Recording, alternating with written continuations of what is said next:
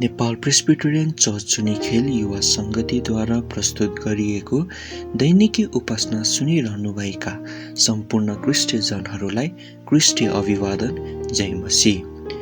हिजो हामीले सबैभन्दा महान आज्ञाको पहिलो भागलाई सुनेका छौँ र आज हामी दोस्रो भागलाई सुन्नेछौँ।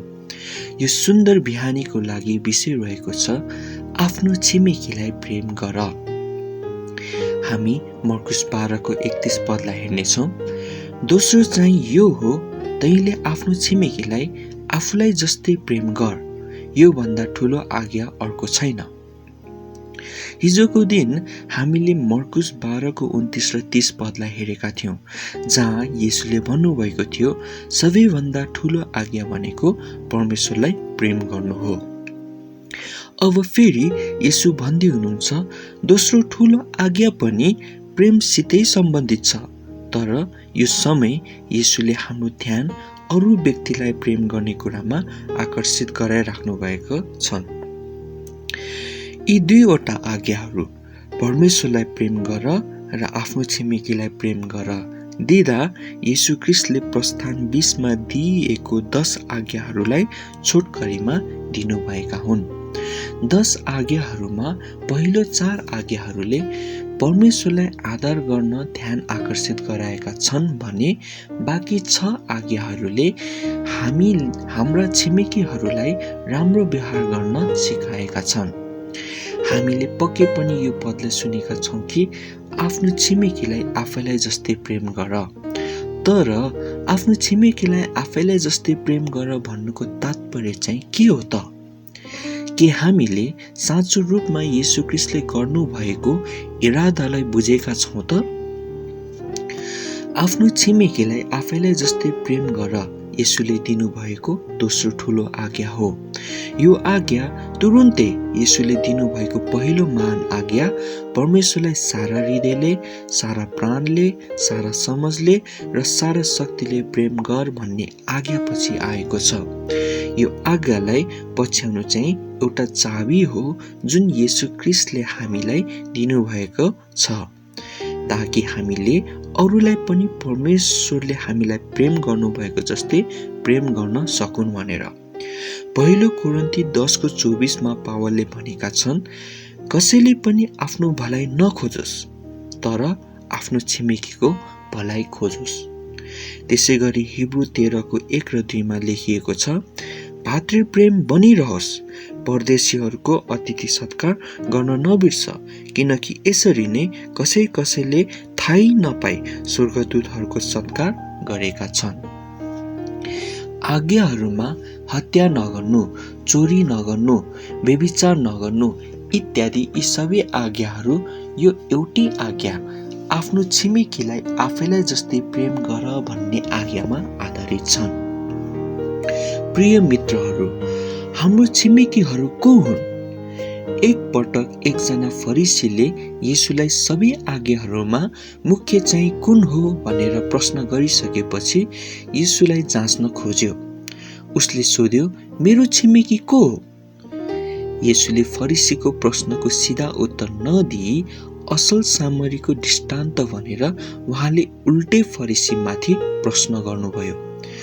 असल सामरीको दृष्टान्तले एकजना मानिसको बारेमा भन्दछ जो डाकुहरूबाट लुटिएका थिए जब उनी यरुसलेमदेखि यरीहोतिर जाँदै थिए। ती डाकुहरूले त्यसलाई नाङ्गे पारे, पिटे र मरिनलाई एक्लै छोडिदिए। केही समयपछि एउटा पुजारी त्यही बाटो भएर जाँदै थियो र त्यो व्यक्तिलाई देख्दछ अनि बाटोको अर्को छेउतिर गएर आफ्नै बाटो लाग्दछ। त्यसै गरी एउटा लेवी पनि त्यस ठाउँमा आउँछ, उसलाई देख्छ र त्यसपछि नदेखे जस्तो गरेर आफ्नै बाटो लाग्छ। तर त्यही बाटोबाट जब एउटा सामरी आउँदछ र त्यो मर्न लागेको व्यक्तिलाई देख्दछ, उसको मन दयाले भरिन्छ र त्यस कहाँ गएर घाउमा तेल र दाग मध्य पोख्छ अनि गधामा राखेर एउटा पौवामा लग्छ र उसको त्यहाँ हेरचाह गर्दछ। भोलिपल्ट उसले 2 चाँदीको सिक्का पौवाको मालिकलाई दिएर भन्छ, यिनको हेरचाह गर र अरू बढी खर्च लागे म फर्केर आउँदा तिमीलाई तिरिदिन्छु। यो दृष्टान्त भनिसकेपछि येशूले फरिसीलाई यसो भनी प्रश्न गर्छन्, तिम्रो विचारमा यी 3 जना मध्ये डाकुहरूको हातमा पर्ने मानिसको छिमेकी को थियो? जसको उत्तरमा फरिसीले भन्दछ, त्यस मानिसमाथि दया देखाउने। येशूले तिनलाई भन्दछन्, जाऊ र तिमी पनि त्यसै गर। येशूले आफ्नो आज्ञाहरूमा हामीलाई यो सिकाउनु भएको छ कि हाम्रो छिमेकी को हो भन्ने कुरामा ध्यान दिने होइन, तर आफू अरूप्रति प्रेमिलो छिमेकी बन्ने इच्छा गर्नु हो। असल सामरीको दृष्टान्तमा यो एकदमै स्पष्ट छ कि हाम्रो छिमेकी एउटा नौलो, हामीले नचिनेको व्यक्ति पनि हुन सक्छ, जो सहायता गरे बापत केही पाउने आशा पनि राख्दैनन्। तर येशू ख्रीष्टको आज्ञा पालना गर्नु भनेको सबैको छिमेकी बन्नु हो, र सबैभन्दा महत्त्वपूर्ण कुरा, हामी त्यो असल छिमेकी बन्नुपर्छ, र यो हामीबाट नै सुरु हुनु पर्दछ। अब हाम्रो छिमेकीलाई आफैलाई जस्तै कसरी प्रेम गर्ने? जब शास्त्रीहरूमध्ये एकजनाले येशूलाई सबैभन्दा मुख्य आज्ञा चाहिँ कुन हो भनेर प्रश्न गर्यो, येशू ख्रीष्टको उत्तरमा हामीले यो देख्न सक्छौँ कि उहाँको आज्ञामा प्रेम जोडिएको छ। उहाँको अनन्त अनुग्रह र ज्ञानलाई देख्न सक्छौँ, र साथसाथै परमेश्वरको अनन्त दयालाई, जुन हाम्रो लागि मुक्तिको साँचो हो। आफ्नो छिमेकीलाई आफैले जस्तै प्रेम गर्नमा येशू ख्रीष्टले हामीलाई असफल हुनमा असम्भव पार्नुभएका छन्, किनभने हामीले आफ्नो हेरविचार गर्ने कुरामा हामी एकदमै राम्रा छौँ। हाम्रो लागि जे कुरा असल छ हामी त्यही चाहन्छौँ, र अरूलाई कसरी प्रेम गर्नुपर्छ भन्ने कुरालाई ध्यानमा राख्दछौँ। आफ्नो छिमेकीलाई कसरी प्रेम गर्ने येशू ख्रीष्टले हामीलाई राम्ररी देखाउनु भएका छन्। अर्को महत्त्वपूर्ण शिक्षा आफ्नो छिमेकीलाई आफै जस्तै प्रेम गर्नमा यो पाउँछौँ कि हामीले यो महसुस गर्छौँ, हामी पर्खने होइन कि कहिले मलाई उसले प्रेम गर्छ र म उसलाई प्रेम गरौँ भनेर। उसले मलाई चाहेको भन्दा बढी प्रेम गरेको भन्ने कुरालाई महसुस गरेर मात्र अरूलाई प्रेम गर्छु भनेर पर्खिरहनु हुँदैन। यो आज्ञाले एकदमै स्पष्ट गराएको छ कि हामीले आफ्नो छिमेकीलाई आफैलाई जस्तै प्रेम गर्नुपर्छ, कसैलाई धेरै कसैलाई थोरै होइन। अब अहिले यो महामारीको समय एकदमै ठिक समय हो आफ्नो छिमेकीलाई र खाँचोमा परेकालाई प्रेम देखाउनलाई। परमेश्वरले तपाईलाई जे अगुवाई गर्नुहुन्छ त्यही गर्नुहोस्, र परमेश्वरको नाउँको महिमित भएको होस्। अन्त्यमा यो बिहानी मेरो यो प्रार्थना तपाईहरूको निम्ति भएको होस्। प्रिय प्रभु, हामी हाम्रो छिमेकीको लागि आशिष हुन सकौँ।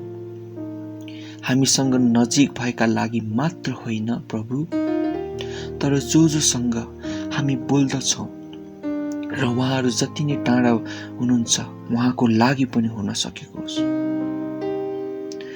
आज हामी कसैको लागि असल सामरी हुन सकौँ। हामी भित्र करुणाले भरिदिनुहोस्, ताकि हामी हाम्रो दाजुभाइ दिदीबहिनीको लागि सद्भावना बोक्ने व्यक्ति बन्न सकौँ। प्रिय प्रभु, हाम्रो आत्मालाई दयाले भरिदिनुहोस् र हाम्रा सबै नकारात्मक सोचहरूलाई हटाइदिनुहोस्। प्रभु, हामीलाई तपाईको प्रेमको आज्ञाद्वारा जिउने शक्ति दिनुहोस्।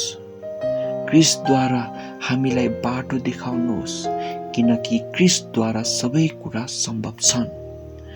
खाँचोमा परेकाहरूको लागि हाम्रो हृदय बन्द नहोस्। प्रभु, तपाईले दिनुभएको आशिष खाँचो परेकाहरूको लागि बाँड्ने व्यक्ति बनाउनुहोस् हामीलाई। प्रभु, म माग्दछु कि तपाईले हाम्रो हृदयलाई तपाईको आज्ञाहरूलाई प्रेम गर्न खोलिदिनु भएको होस्।